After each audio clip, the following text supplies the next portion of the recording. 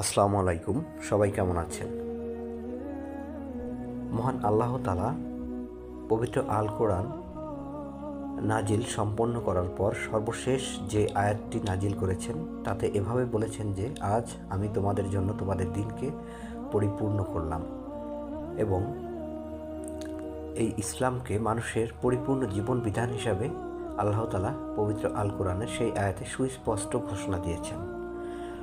প্রকৃতপক্ষে মানুষের জীবনের এমন কোনো দিক নেই যা পবিত্র আল কোরআনে উল্লেখ করা হয়নি এবং মানুষের জীবনের সঠিক পথ প্রাপ্তির জন্য যা যা প্রয়োজন প্রত্যেকটি বিষয়কে আল্লাহ তাআলা বিভিন্নভাবে বিভিন্ন উপমার দ্বারা বিভিন্ন আয়াতে বর্ণনা করেছেন এবং আপনি যদি এই গ্রন্থের মাধ্যমে আপনার নিজের জীবনের জন্য সুনির্দিষ্ট পথকে নিশ্চিত করতে চান তাহলে এটি অধ্যয়নের পাশাপাশি এটি নিয়ে আপনাকে অবশ্যই চিন্তাভাবনা করতে হবে এবং এরপর এর যে নির্দেশনাগুলো রয়েছে এর গুরুত্বপূর্ণ বিষয়সমূহকে একত্রিত করে সুসমন্বিত একটি পথ নিজের মধ্যে তৈরি করে নিতে হবে।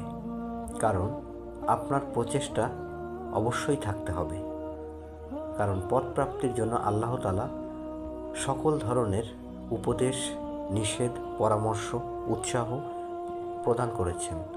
এবার আপনি যদি সেগুলোকে সুসমন্বিত করতে পারেন তাহলেই আপনি উপলব্ধি করবেন যে এই গ্রন্থ বা এটি আল্লাহর কথা যা আপনার জন্য নাজিল করা হয়েছে।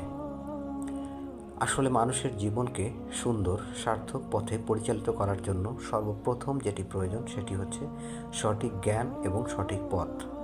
এবং সঠিক জ্ঞান এবং সঠিক পথ আপনাকে সেই প্রদর্শন করতে পারেন যিনি সর্বশ্রেষ্ঠ এবং যিনি মহাজ্ঞানী এবং মহাপ্রজ্ঞাবান। নিঃসন্দেহে আল্লাহ তাআলাই সেই সত্তা এবং আল্লাহ তাআলা তার সেই মহাজ্ঞান এবং প্রজ্ঞার মাধ্যমেই পবিত্র আল কোরআনকে মানুষের জন্য পরিপূর্ণ জীবন বিধান হিসাবে নিশ্চিত করেছেন। আমি সকলের অনুধাবনের জন্য আমার ভিডিওর শিরোনামে 3টি ভিডিও আপলোড করছি, এ কারণেই যে যেন আপনারা উপলব্ধি করতে পারেন, সহজ সরলভাবে বিষয়গুলোকে বুঝতে পারেন। তাই আপনি যদি প্রয়োজন বোধ করেন তাহলে এই বিষয়ক ভিডিও 3টি মনোযোগের সাথে শ্রবণ করবেন, একটু চিন্তা ভাবনা করবেন। যদি আল্লাহ তাআলা চান তাহলে অবশ্যই আপনি এর মাধ্যমে সঠিক পথের একটি দিক নির্দেশনা উপলব্ধি